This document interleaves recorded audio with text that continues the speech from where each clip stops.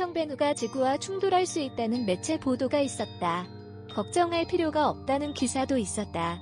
진실을 알기 위해 허핑턴 포스트는 애리조나 대학교의 행성과학 교수 단테 로레타 박사와 이야기를 나누었다. 로레타 박사는 올해 9월에 발사돼 2018년에 베누에 착륙하여 샘플을 채취한 뒤 2023년에 지구로 돌아오는 것을 목표로 하는 나사 탐사선 오사이리스 렉스의 연구 책임자다. 조금 편집한 우리의 질문과 로레타의 답변은 다음과 같다.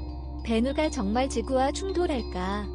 베누는 위험할 수도 있는 소행성, 즉 PHA, Potentially Hazardous Asteroid로 분류되어 있다. 베누가 22세기 말에 지구와 충돌할 낮은 가능성 700분의 1이 있다. 베누가 정말 지구와 충돌한다면 TNT 1450메가톤에 해당하는 에너지가 방출될 것이며 5km 정도 크기의 크레이터가 생길 것이다. 이것은 히로시마에 투하되었던 원자폭탄의 에너지의 7만 배가 넘는다. 우리는 얼마나 걱정해야 할까? 나는 전혀 걱정하지 않는다. 충돌 가능성은 먼 미래의 일이다. 무섭게 들리지만 우리가 길을 건널 때 차에 지일 가능성도 그 정도 된다. 사전 대책을 세우고 베누를 감시하는 건 좋은 일이지만 겁에 질릴 일은 아니다. 오시리스 렉스를 통해 무엇을 알게 되길 기대하는가? 베누는 태양계 역사의 가장 초기를 담은 타임캡슐이다. 표면 색깔을 보면 탄소가 풍부한 것으로 보이는데 초기 지구의 표면에 유기분자들이 어떻게 오게 되었는지에 대한 단서가 있을지도 모른다. 이번 소행성에서 가져올 샘플로 우리는 지구의 생명의 기원과 태양계 다른 곳에서 생겼을 가능성에 대해 알게 되길 희망한다. 이번 미션의 성공에 대해 우려되는 점이 있다면 가장 큰 위험은 샘플 채취와 관련된 것이다.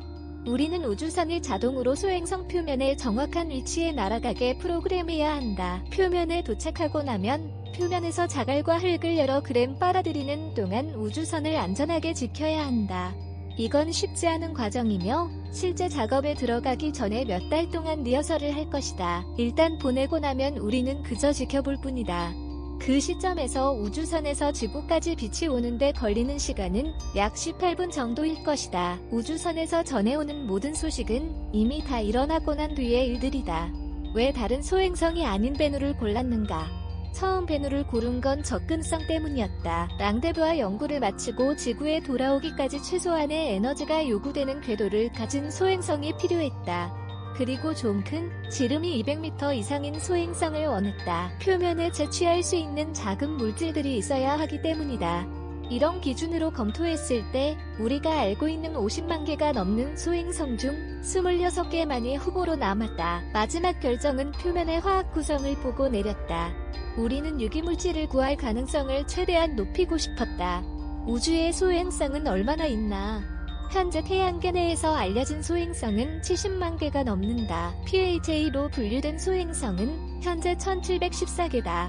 지구를 소행성으로부터 보호하기 위해 어떤 일들을 하고 있나?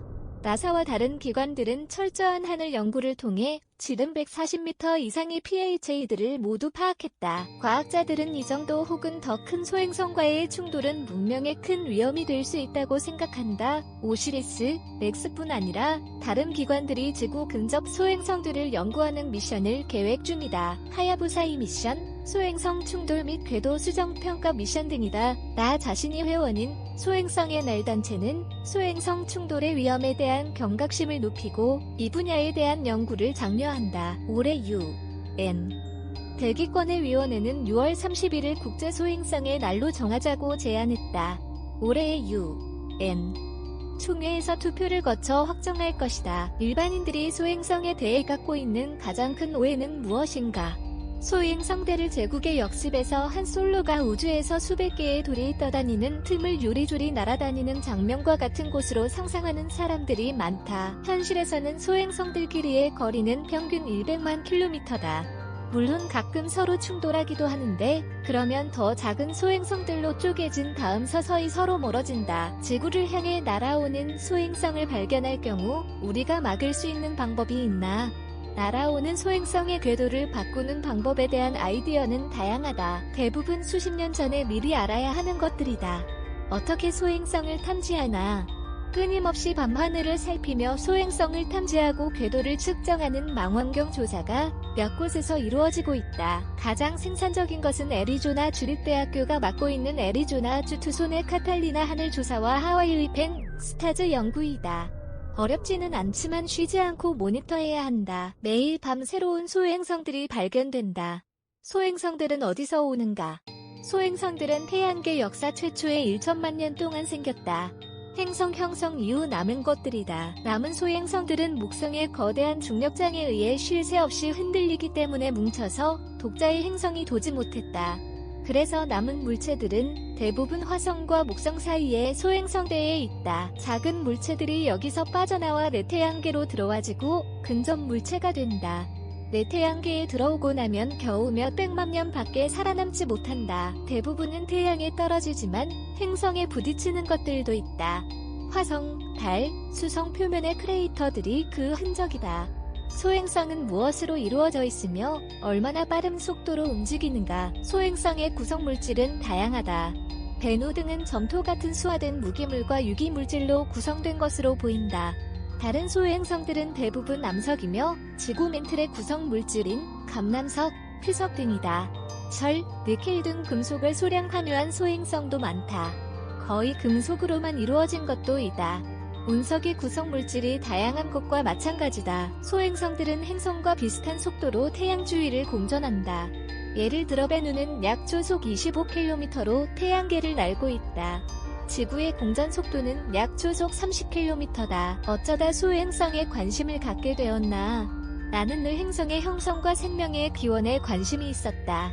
이 주제를 연구하기 시작하자 나는 운석에 이런 일들이 생겼던 시대에서 온 화석 바위라는 걸 알게 되었다. 45억 년 된 돌을 내 손에 쥘 수 있다는 걸 알고 나자 빠져들게 되었다.